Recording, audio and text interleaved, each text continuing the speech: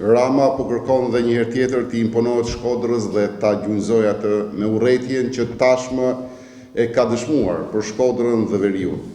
Pushtetin e grabitur me banda tani po e përdor si qen lufte për të realizuar tallavan tallse të radhës dhe për të blerë, mashtruar dhe devijuar vullnetin politik të qytetarëve. Prej ditësh, ndërmarrjet dhe institucionet në varësi të qeverisjes vendore dhe qendrore kam mbledhur firmat e punojësve tyre si garanci për pjesëmarrje në takimet e sotme të kreut të organizatës.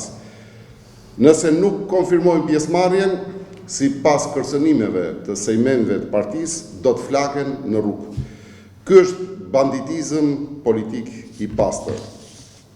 Por duke ditur mirë reagimin qytetar shkodran dhe në panik, Rama ka detyruar sot vinë në Shkodër dhe njerëz të tjerë të marrë me dhunë dhe presion nga Lezhë, Laçi dhe Tirana.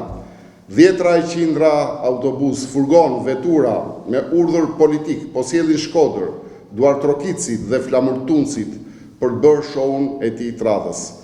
Rama e di mirë që shkodranët në të 4 anët e qarkut Shkodër e kanë braktisur Ramën dhe miniaturën e tij, Becin. Takimet e sforcuara fushatore të këtyre ditëve të mbushura me administratë të hequr zvarr nga drejtuesit e strukturave të Partisë Socialiste e kanë faktuar dhe dëshmuar qartë këtë braktisje. Edi Rama vjen në Shkodër vetëm 7 ditë para se të marrë ndëshkimin shembullor të paparë ndonjëherë në këto 35 vite me votën masive të banorëve të qarkut Shkodrës, sepse ajo që ai ofron është varfëria, krimi organizuar dhe shpopullimi masiv 12 vjeçar. Edi Rama këtë herë është i pashpresë. Nuk ka përballë vetëm Partinë Demokratike dhe Aleancën për Shqipërinë Madhështore. Ai ka përballë sot çdo shqiptar demokrat që e do familjen dhe atdheun e tij.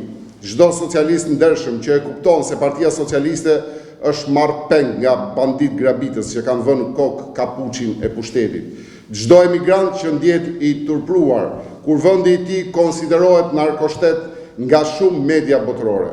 Më 11 maj, Shkodra dhe Shqipëria do të votojnë për ndryshimin e shumëpritur, me të njëjtën dëshirë si më 22 mars 1992.